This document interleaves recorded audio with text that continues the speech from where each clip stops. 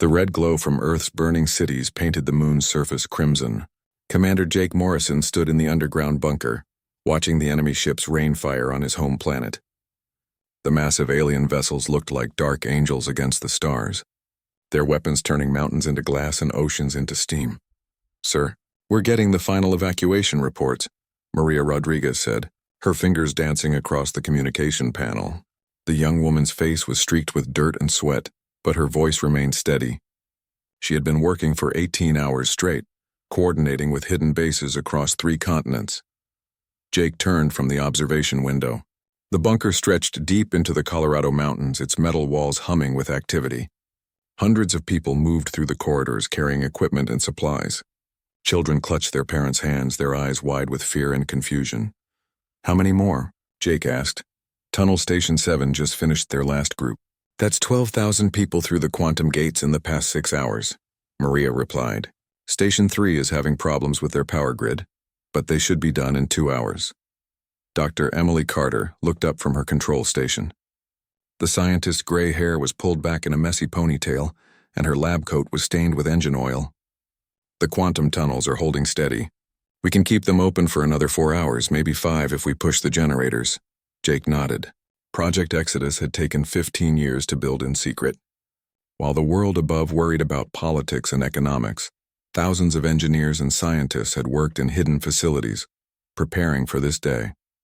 They had known the aliens would come. The signals from deep space had been clear enough for those who knew how to listen. "What about the Phoenix?" Jake asked. Captain Tom Bradley stepped forward. The tall pilot's uniform was torn at the shoulder, and a bandage covered his left arm. "She's ready, Commander. Fully loaded and waiting in Launch Bay 7. We can be airborne in 10 minutes. Tom had been the best pilot in the Space Navy before the war started. Now he was one of the last. His ship, the UES Phoenix, was humanity's final ace in the hole. Hidden deep under the Rocky Mountains, the vessel carried technology that would make the aliens think twice about chasing them. "Good," Jake said. "Dr. Carter, what's the status on the decoy transmitters?" Emily turned back to her screens. "All 1,500 units are active. They're broadcasting human voices, radio signals, everything we recorded over the past month. The aliens think Earth still has billions of people hiding in bunkers and caves." Jake smiled grimly. The decoy plan was simple but effective. While the real human population evacuated through quantum tunnels to hidden bases across the galaxy, automated systems would keep broadcasting fake distress calls and radio chatter.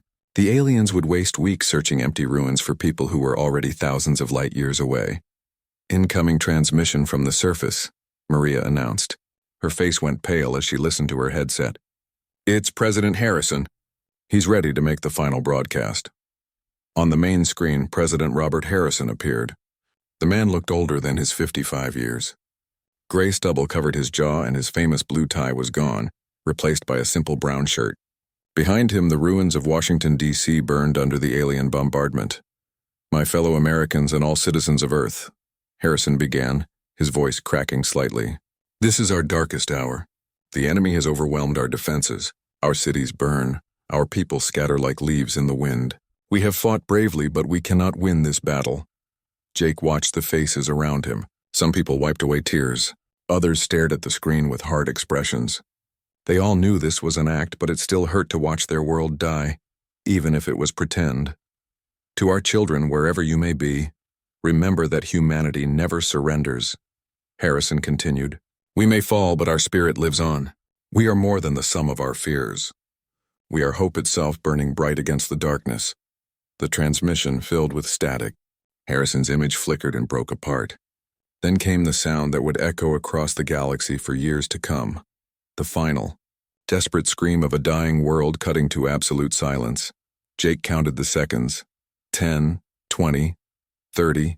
The comm channels stayed dead.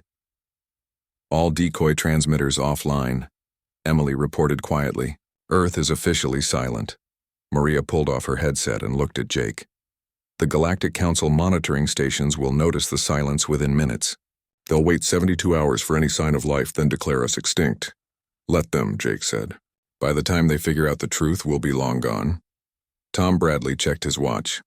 "Commander, we need to move. The Phoenix is the last ship scheduled to leave this system. My orders are to get you to Rally Point Alpha within 8 hours." Jake took one last look around the command center. This bunker had been humanity's secret nerve center for 3 months. Now it would become just another empty cave in the mountains. He picked up a small American flag from his desk and folded it carefully. "Dr. Carter, initiate the final shutdown sequence," he ordered. Emily's hands moved across her controls. Quantum tunnels closing. Power systems switching to automatic. Bunker sealed. She stood up and grabbed her equipment bag. "Jake, I need you to know something. What we're doing today, what our people have sacrificed, it's going to work." "The math is solid. I believe you," Jake replied. "Humanity doesn't give up. We adapt." The group moved toward the launch bay. Their footsteps echoed through corridors that would soon fall silent forever. Behind them, automated systems began their final tasks, erasing every trace of human presence from the facility.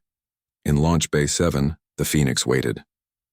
The sleek ship looked small compared to the alien dreadnoughts above, but she carried humanity's future in her hull.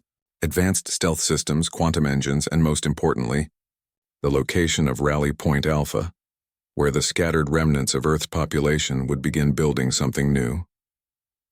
As they climbed aboard, Jake looked back one more time at the planet that had raised his species from caves to stars. Earth would survive this war. The mountains would heal, the oceans would clear, and maybe someday humans would return. But first, they had to disappear completely. The Phoenix rose through hidden tunnels toward the dark space between worlds, carrying the last official representatives of a species the galaxy was about to forget. Behind them, Earth went silent. 2 weeks after Earth went silent, Admiral Lisa Hayes stood on the bridge of the hidden vessel Wanderer, watching an alien patrol ship pass less than a kilometer away. The massive enemy vessel moved slowly through the asteroid field, its sensors sweeping back and forth like a blind giant feeling for prey. "Hold steady," Lisa whispered to her crew. Around her, 20 officers sat frozen at their stations, barely breathing. The Wanderer looked exactly like a chunk of space rock on every scanner in the galaxy. Mark Thompson's stealth technology had made sure of that. The alien ship continued its patrol, unaware that it had just passed one of humanity's most advanced warships. Inside the Wanderer, 300 humans lived and worked in complete silence, ghosts in the darkness between stars. "They're moving away," reported Lieutenant Amy Foster from the sensor station. The young pilot had joined the crew just days before Earth's fall. Her bright red hair was tied back in a regulation bun, and her green eyes never left her screens. "Distance now 2 kilometers and increasing." Lisa let out a slow breath. "Stand down from silent running. Resume normal operations." The bridge came alive with quiet activity. Officers stretched cramped muscles and returned to their duties. The Wanderer was just one of over 200 human ships scattered across 3 star systems, all invisible to the Dominion coalition forces that thought they had won the war. "Admiral, incoming message from the Ghost Fleet," Amy announced.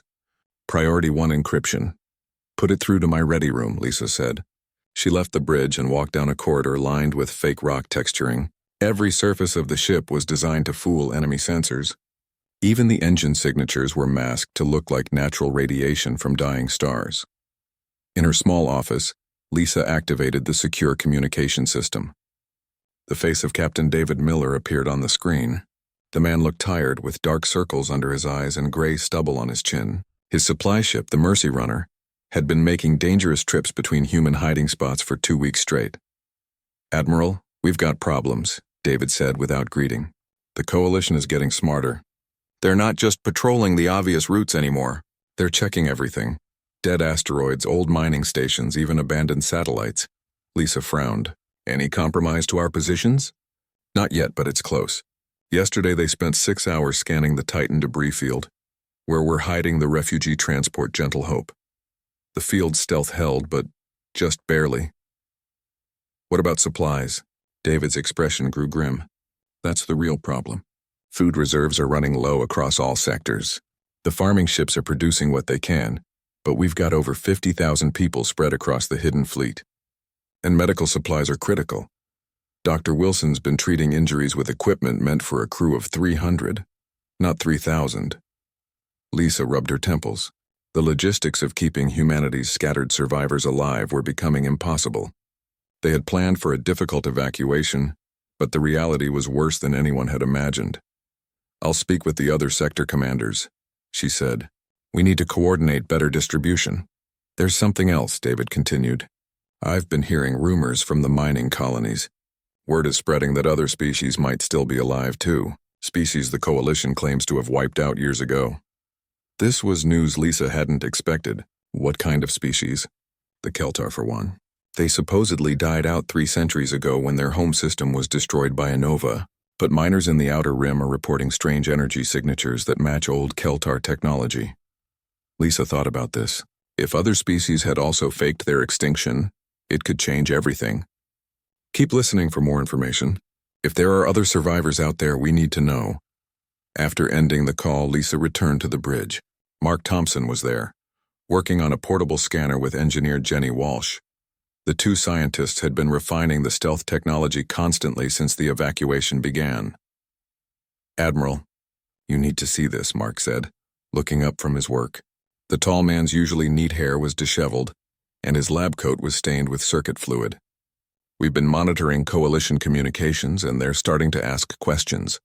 Jenny activated a holographic display showing intercepted alien messages. The short woman translated the text as it scrolled past. They're wondering why Earth went completely silent so suddenly. Most conquered worlds keep broadcasting distress calls for months. The Coalition commanders are getting suspicious. How suspicious? Lisa asked. Suspicious enough to start detailed sweeps of nearby systems, Mark replied. They're looking for escape ships, hidden bases, anything that might explain the sudden silence. Lisa studied the intelligence reports. The aliens were smart, but they thought like conquerors, not like prey. They expected defeated enemies to run in panic, not execute careful plans. Amy, get me a secure connection to all sector commanders, Lisa ordered. Priority Alpha encryption. Within minutes, the faces of 12 other human fleet commanders appeared on the main screen. These men and women commanded humanity's scattered forces from hiding spots across the galaxy. Each sector contained 5 to 10 ships and several thousand survivors. Ladies and gentlemen, we have a problem, Lisa began. The Coalition is starting to look for us. Our window of complete invisibility is closing. Commander Rachel Green, hiding in the outer system with her intelligence ships, spoke first. My sources inside Coalition communications confirm it. They're planning something called Operation Deep Sweep. Systematic searches of every system within 50 light-years of Earth. How long do we have? Asked Admiral Susan Wright from the far sector. Maybe a month, Rachel replied. 2 months if we're lucky. Lisa looked at each face on the screen. These people had led humanity's greatest evacuation in history. Now they faced the next challenge, staying hidden long enough to reach their final destination. Then we moved to Phase 3 ahead of schedule, Lisa decided. All ships are to begin preparations for the long jump. We're going home. The other commanders nodded. Home wasn't Earth anymore. Home was a planet 50,000 light-years away, where advanced teams were already preparing humanity's new beginning. After the conference ended, Lisa stood alone on the bridge watching stars that most humans would never see again. Somewhere in that darkness, her people were scattered like seeds on the wind, waiting for the signal to run toward tomorrow.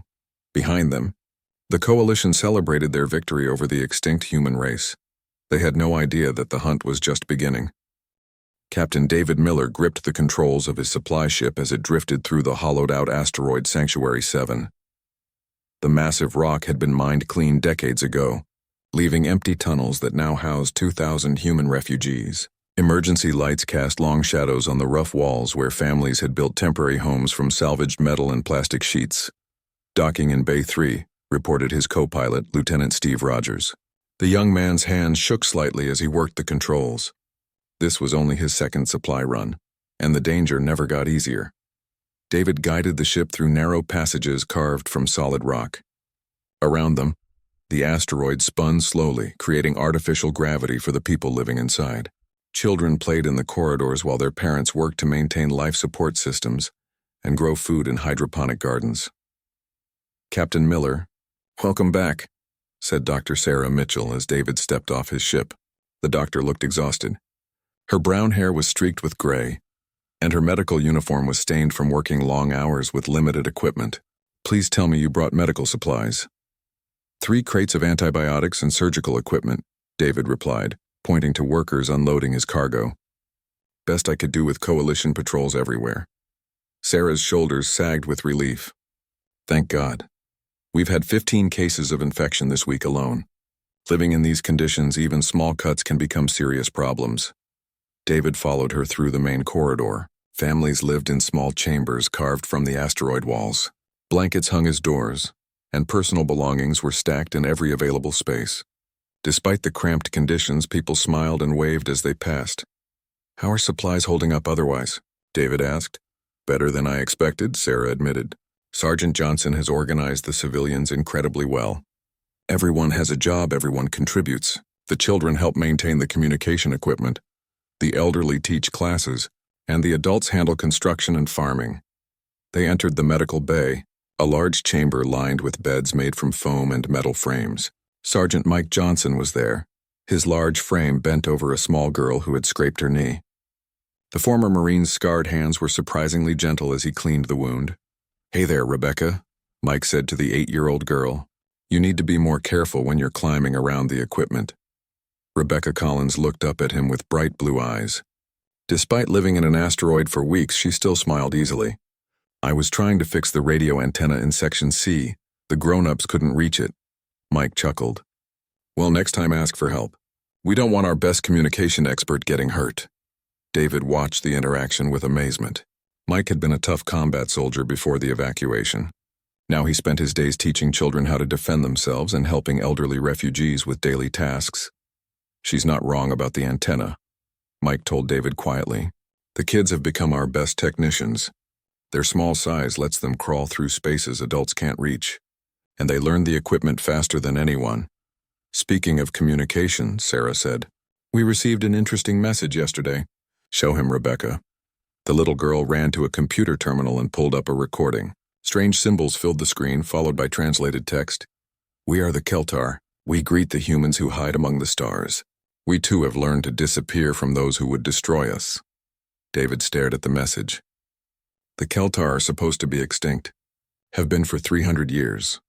That's what everyone thinks," Rebecca said proudly. "But I've been monitoring old frequencies, the ones nobody uses anymore. The Keltar have been sending messages for weeks. They want to meet with us." Mike frowned. "Could be a coalition trap." "I don't think so," Sarah said. The transmission contained technical information about quantum hiding technology that only another hiding species would know. Plus, the message included mathematical proofs that match old Keltar science texts. David considered this. Meeting with another species could be incredibly dangerous, but it could also be humanity's salvation. "What did you tell them?" "Nothing yet," Rebecca replied. "We're waiting for Admiral Hayes to decide." As they talked, alarms began sounding throughout the asteroid. Red lights flashed in the corridors, and people quickly moved to emergency positions.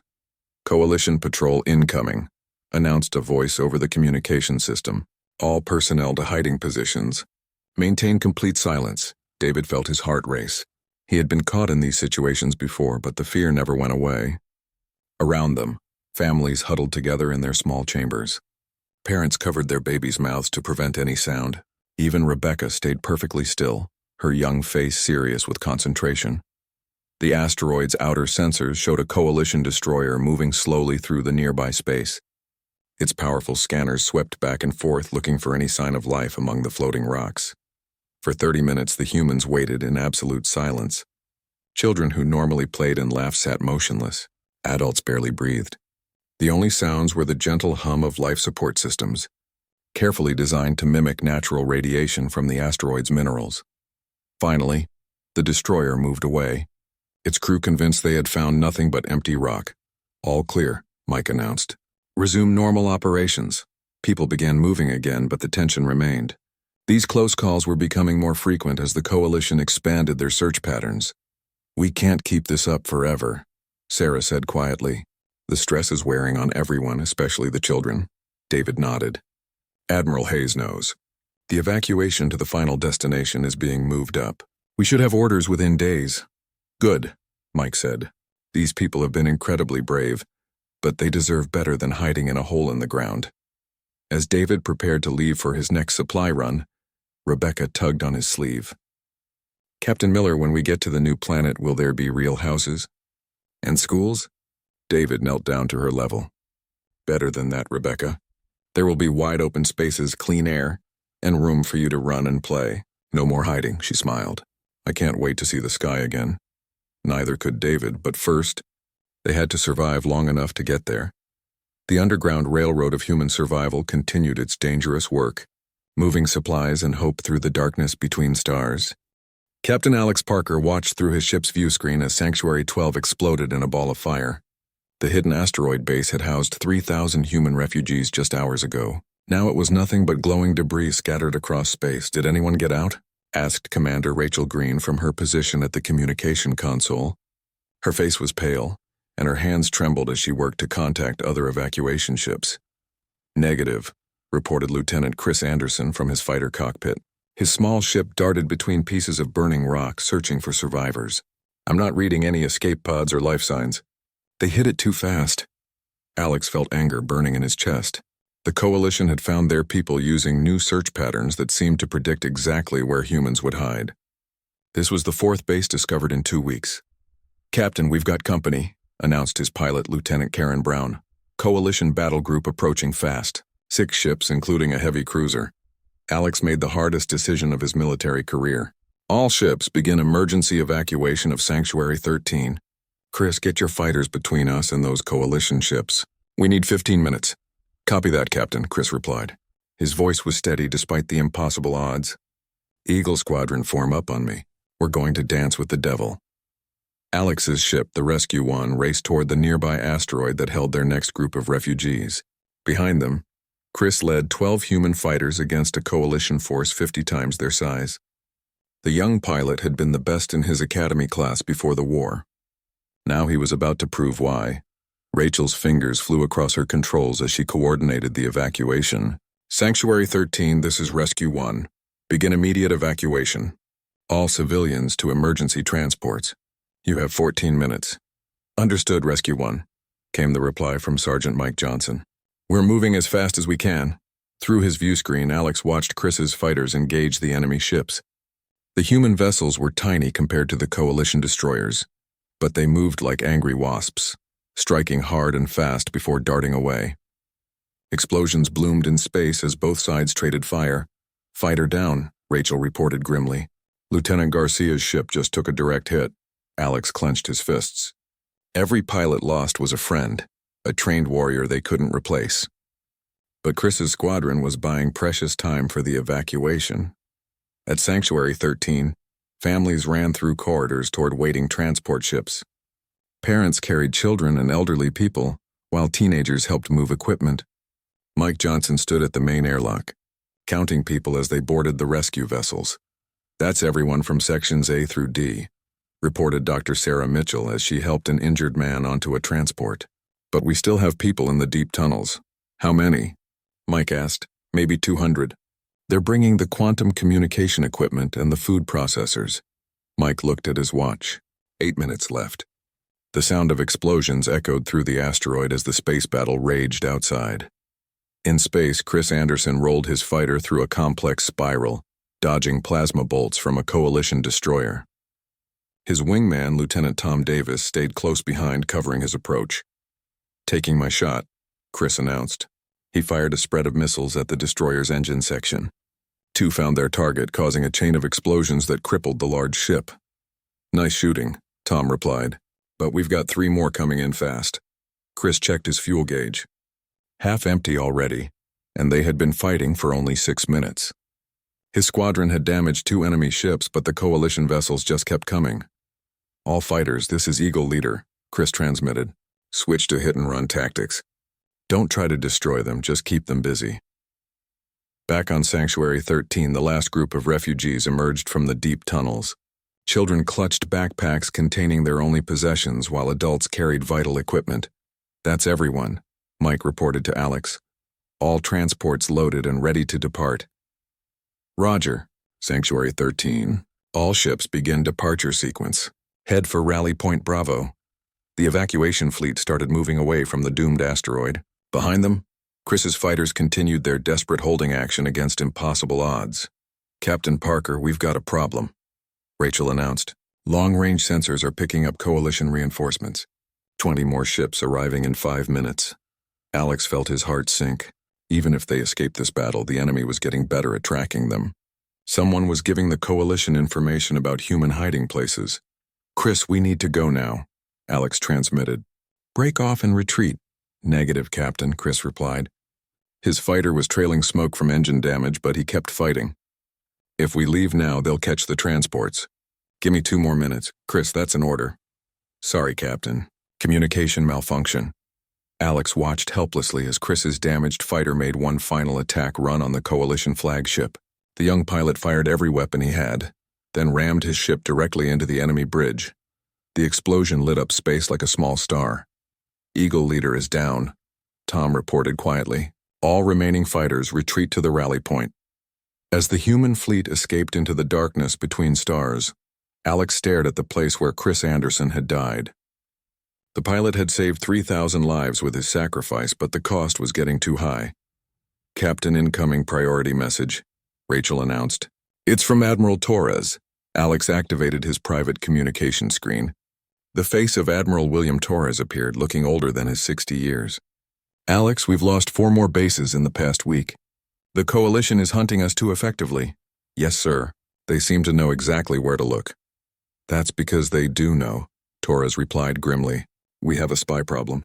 Someone is feeding them information about our locations." Alex felt cold anger wash over him. "Do we know who?" "Not yet, but Dr. Jennifer White thinks she has a solution. We're moving to the final phase early. All remaining bases are to evacuate to the New Eden system within 30 days. Sir, that's 50,000 light-years away. Our ships aren't designed for that kind of journey. Dr. White has been working on new technology. Quantum jump drives that can cross the galaxy in days instead of years. The first prototypes are being distributed to the fleet commanders now." Alex looked at his tactical display. Scattered across space, the remnants of humanity were running out of places to hide. "What about the Coalition? Won't they follow us?" Torres smiled grimly. "Let them try. By the time they figure out where we've gone, we'll be ready for them. It's time to stop running and start fighting back." The transmission ended, leaving Alex alone with his thoughts. Around him, his crew worked to save the last free humans in the galaxy. Soon they would have to make the longest journey in human history. But first, they had to find the traitor who was hunting them from within. Admiral William Torres stood in the command center of Exodus Station, a massive facility built inside a rogue planet drifting through the darkness between star systems. The artificial world had no sun, no orbit, just endless black space surrounding a sphere of rock and metal that held humanity's greatest secret. "Dr. White, show them the Genesis data," Torres said to the assembled fleet commanders. Dr. Jennifer White activated the holographic projector at the center of the room.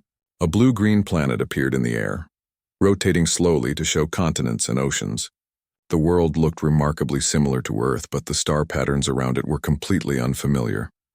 "Gentlemen and ladies, I present New Eden," Dr. White announced.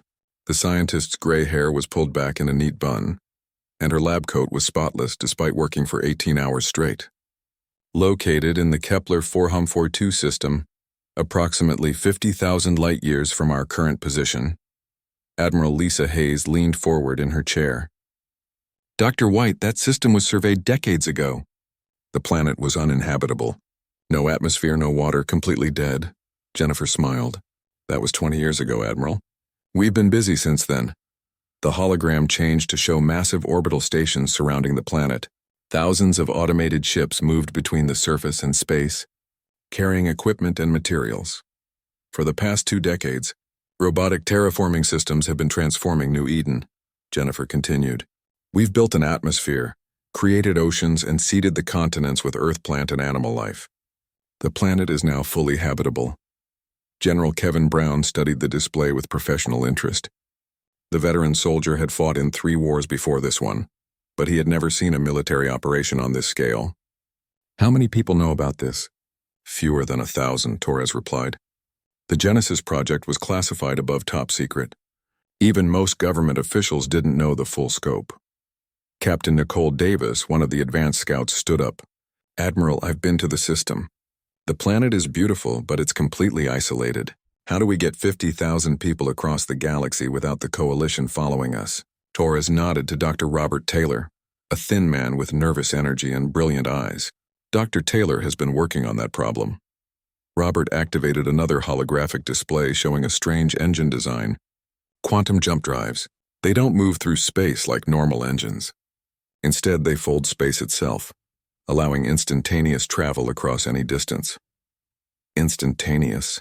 Lisa asked skeptically. The journey from here to New Eden would take approximately 6 hours, Robert confirmed. The power requirements are enormous, but we've been building the necessary infrastructure in secret for years. Admiral Susan Wright frowned. If we've had this technology, why didn't we use it to evacuate Earth faster? Because the drives leave quantum signatures, Torres explained. Use them too close to populated systems, and every species in the galaxy would know exactly where we went. But from here, in empty space between star systems, the signatures will dissipate before reaching any coalition sensors.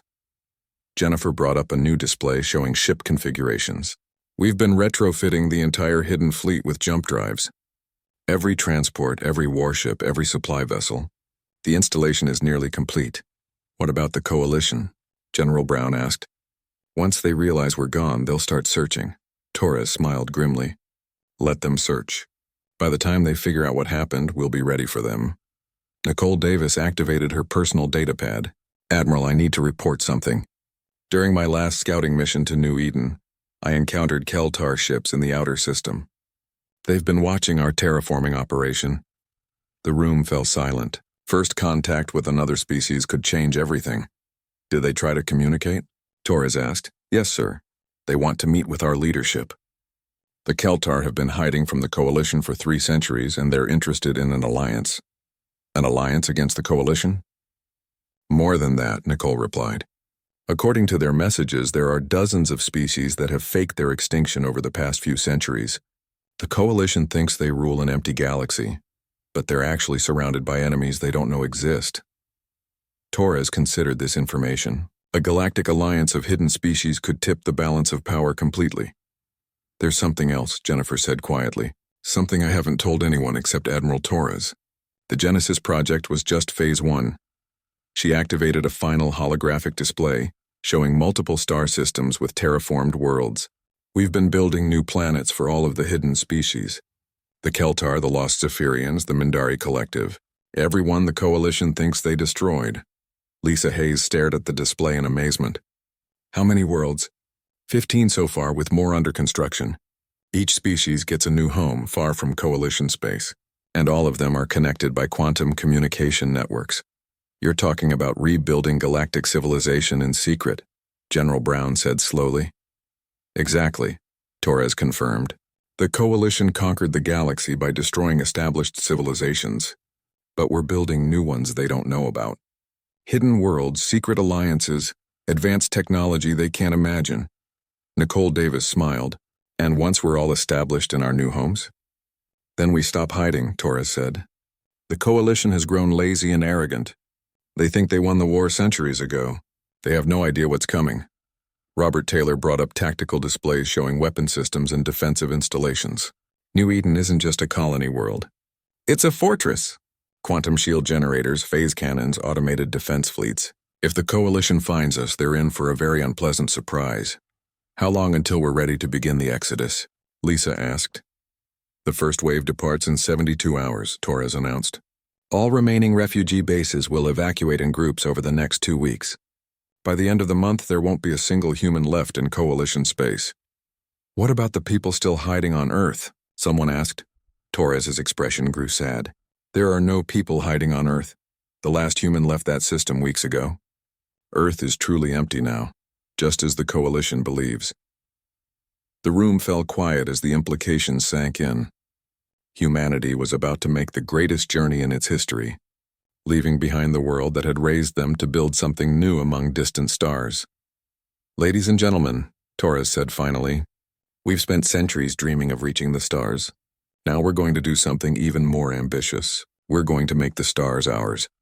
Outside the command center, automated systems throughout Exodus Station prepared for humanity's final departure. Soon the hidden fleet would emerge from the darkness and race toward a new tomorrow. The Coalition thought they had won the war. They were about to discover how wrong they were. President Michael King stood on the observation deck of New Eden Station, watching the first sunrise over humanity's new homeworld. The planet below was covered in green forests and blue oceans, with white clouds drifting across continents that had never known war. After months of running and hiding, humans were finally home. "Mr. President, the final transport groups are arriving," announced Commander Jessica Martinez from her position at the command console. The young officer had led the rearguard actions that covered humanity's retreat, and her uniform still bore scorch marks from the last battle. "That's all 53,000 survivors accounted for." Michael nodded, feeling a weight lift from his shoulders. Every human who had escaped Earth was now safe on New Eden, but their work was far from finished. "What's the status on our defensive preparations?" he asked. Admiral Susan Wright stepped forward. Her fleet had just completed the longest military maneuver in galactic history, moving an entire civilization across 50,000 light-years in secret. "All orbital platforms are operational. Shield generators are online. The automated defense fleet is fully deployed in the outer system." "And Dr. Clark's terraforming teams?" "Working around the clock," Susan replied. "New cities are being built at incredible speed using the automated construction systems. Within 6 months, we'll have permanent settlements for everyone." Michael looked down at the planet's surface, where construction robots were already building the foundations of humanity's first new city. Advanced fabrication technology turned raw materials into homes, schools, and factories in a matter of hours. "Sir, incoming transmission from the Keltar delegation," Jessica announced. The main screen activated, showing the bridge of an alien ship. The Keltar captain was tall and thin, with blue-gray skin and large silver eyes. When she spoke, translation software converted her words into English. "President King, I am Captain Veltar of the Hidden Fleet. On behalf of the Galactic Liberation Alliance, I welcome humanity to your new home." Michael stepped forward. "Captain Veltar, it's an honor to finally meet our allies face to face. How many species are part of your alliance?" 47 so far, with more joining every month. "The Coalition believes they exterminated us all. But we have been building strength in the shadows. Your successful evacuation has inspired other hidden groups to reveal themselves." This was better news than Michael had dared hope for. "What's the current situation in Coalition space?" "Chaos," Veltar replied with what might have been a smile. "They are still searching for human survivors in your old territories. They have no idea you escaped the galaxy entirely, but they are starting to worry about other strange reports." "What kind of reports?" "Ships appearing and disappearing in systems they thought were empty. Attacks on their supply convoys by unknown forces. Resource shipments being stolen from mining operations. The Coalition is beginning to realize they are not alone in the galaxy." Jessica Martinez smiled grimly. "That would be our work. The rearguard teams have been hitting Coalition targets for weeks, making them think humanity is still hiding in local space." Michael turned to address his senior staff. "It's time to move to the next phase. Jessica, begin Phase 4 operations. Let's give the Coalition something real to worry about." "With pleasure, sir," Jessica replied. She activated her communication systems and began transmitting orders to hidden strike teams throughout Coalition territory. Admiral Wright brought up tactical displays showing the current military situation. "Our intelligence networks report that Coalition forces are spread thin across their empire. They're trying to garrison too many systems with insufficient troops, because they never expected organized resistance," Michael said. "They've been fighting primitive species and isolated worlds. They have no experience with coordinated galactic warfare." Dr. Henry Clark entered the command center, his clothing covered in dirt from the construction sites below. The terraforming expert looked exhausted but satisfied. "Mr. President, the agricultural systems are exceeding all projections. New Eden will be completely self-sufficient within 3 months." "Excellent. What about our industrial capacity?" "The automated factories are producing military equipment at full capacity. Weapons, ships, defensive systems, everything we need for the next phase of operations." Michael walked to the strategic planning table where holographic displays showed the entire galaxy. Red markers indicated Coalition territories, while blue markers showed the hidden worlds of the Liberation Alliance. "Ladies and gentlemen, for the past century, the Coalition has ruled through fear and overwhelming force. They destroy any species that opposes them and enslave the survivors. But they've made a critical mistake." He highlighted the areas where human strike teams were operating. "They assume that destroying a species' homeworld eliminates the threat. They never imagined that their enemies might adapt, evolve, and come back stronger." Admiral Wright studied the tactical situation. "What are our orders, Mr. President?" "We're going to teach the galaxy a new lesson," Michael replied. that humanity doesn't surrender, doesn't stay defeated, and never stops fighting for freedom. Over the next several hours, the New Eden Command Center coordinated simultaneous attacks across 12 star systems. Human strike teams, supported by Keltar ships and other allied forces, hit coalition targets with devastating precision. On the main screen, reports flowed in from across the galaxy. Supply depots destroyed, garrison forces defeated, communication networks disrupted. For the first time in centuries, the coalition was under attack by an enemy they couldn't see coming. "Sir, we're receiving a priority transmission from Coalition High Command," Jessica announced. "They're broadcasting on all frequencies." The screen changed to show a coalition leader, a large reptilian creature with scales that shifted color when angry. "To the unknown forces attacking our territories, you cannot hide forever. We will find you and destroy you as we have destroyed all who oppose us." Michael stepped forward. "Open a channel. Full broadcast all frequencies." The communication systems activated, sending Michael's image across the galaxy to every coalition world and every hidden resistance cell. "I am President Michael King of the human race," he began, his voice calm and steady. "Yes, we still exist. Yes, we survived your attempts to exterminate us. And yes, we are coming for you." The coalition leader's scales darkened with rage. "Impossible. We destroyed your world. Your species is extinct." "You destroyed an empty planet," Michael replied. "You celebrated victory over shadows and echoes. While you were congratulating yourselves, we were building a new civilization beyond your reach." He gestured to the window showing New Eden below. "This is our new home, a world you will never find, protected by weapons you cannot imagine. But we're not content to simply survive." The display changed to show the Liberation Alliance fleet, hundreds of ships from dozens of species that the coalition thought they had eliminated. Every species you claimed to destroy is still alive. Every world you thought you conquered is now your enemy. For centuries you have ruled through fear. Today you learn what it means to be afraid. Michael's expression hardened. "We are no longer your victims. We are your replacement. The age of the coalition is ending. The age of free species is beginning." He cut the transmission, leaving coalition commanders staring at static while resistance cells across the galaxy erupted in celebration. Admiral Wright checked her tactical displays. "Sir, coalition forces are mobilizing. They're pulling back from frontier systems and consolidating around their core worlds." "Let them," Michael replied.